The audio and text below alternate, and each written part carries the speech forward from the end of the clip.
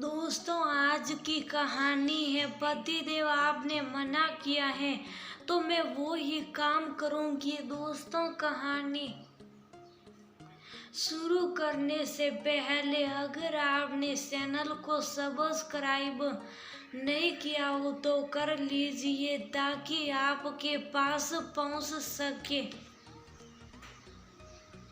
और नया वीडियो। देखो निमी, मैं फिर साफ साफ मना किए दे रहा हूँ। ये सब आत्मनिर्भर बनने के हौसले छोड़ साड़ दो। जितना देता हूँ उतने में ही गुजारा करो। महेश ने निमी की जिद को देखकर सिनसिनाते हुए कहा, महेश अगर तुम्हारी जिद है तो फिर मेरी भी जिद है। मैं घर पर मसाला पीसने वाली सखी लगाने जा रही हूँ क्योंकि जितना ये घर तुम्हारा है उतना ही मेरा भी है। मैं तो तंग आ गई हूँ तुम्हारे सामने हाथ फैलाते फैलाते।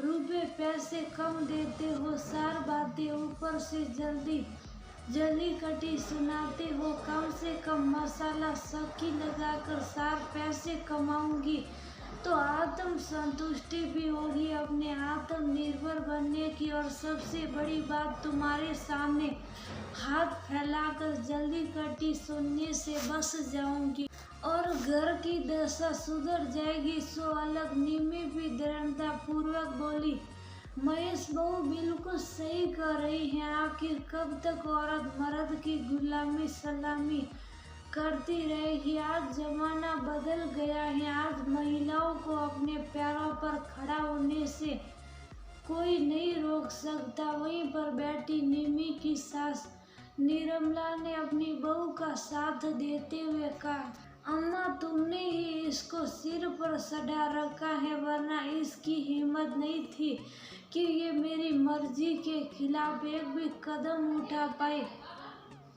महेश बहुत ज्यादा चिढ़कर बोला, अच्छा तो क्या एक औरत हमेशा पुरुष के कदमों तले दबकर रही, तभी सब कुछ सही है। तुम्हारे बाबू भी यही करते थे और तुम भी वही करना चाहते हो। लेकिन जो मैं उस समय मजबूरी में सह गई क्योंकि मैं पढ़ी लिखी नहीं थी। लेकिन मेरी बहू सही इंटरमीडिएट ही पास है, लेकिन कम से कम पढ़ी लिखी तो है। मैं तो उसका पूरा साथ दूंगी। बहू, तुम जब बड़े मसाले साबुत मसाले मंगवाओगी तो उसकी साफ सफाई का जिम्मा हमारा। इस बात के लिए तुम निश्चित रहो। निर्मला भी निमी का साथ देते हुए बोली, असल बात कई दिनों पहले अपने एक दोस्त के साथ सरकारी सामाजिक संस्थान में गई थी और उसको वहाँ पर घर पर ही मसाला, हल्दी, धनिया, मिर्च आदि पीसकर उसी सरकारी संस्थान में सप्लाई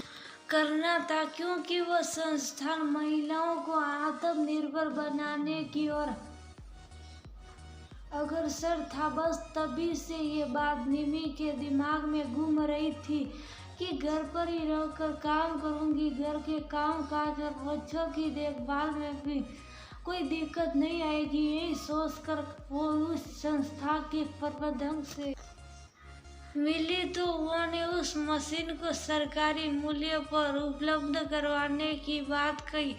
ये सुनकर तो निमी सचमुच बहुत खुश हो गई। लेकिन जब उसने ये संकल्प महेश को बताया वह तो ये सुनते ही भड़क उठा, सारी जगह मेरी बदनामी करवाओगी कि मैं घर खर्च चलाने में नकारा हूँ। बच्चों और तुमको पाल पोस नहीं पा रहा। मेरे इस घर में तुम्हारी कोई मन मर्जी नहीं चलेगी। महेश, सही तुम प्यार से मना करते तो मैं मान भी जाती, लेकिन जब ये जबरदस्त की रोक टोक की है ना तुमने, अब तो मसाला सकी लगा कर ही रहेगी। निमी ने साफ साफ अपना इरादा बता दिया। निमी के दृढ़ इरादे देखकर महेश उसको बिल्कुल भी नहीं डिगा पाया क्योंकि उसको निर्मला का भी पूरा साथ मिल रहा था और निमी ने घर के बाहर आते छोटी सी जगह जहाँ पर शेड पड़ा था। मैं ही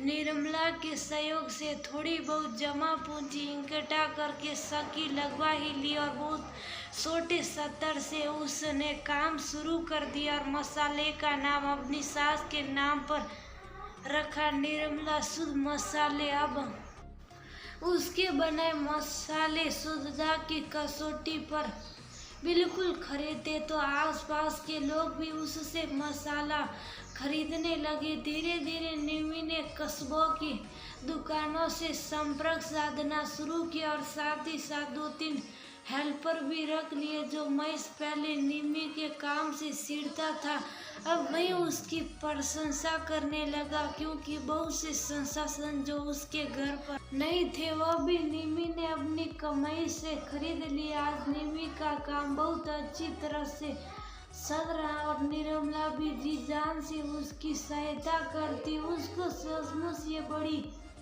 खुशी होती कि उसकी बहू ने अपने दृढ़ निश्चय से अपने आप को आत्मनिर्भर बना ही लिया।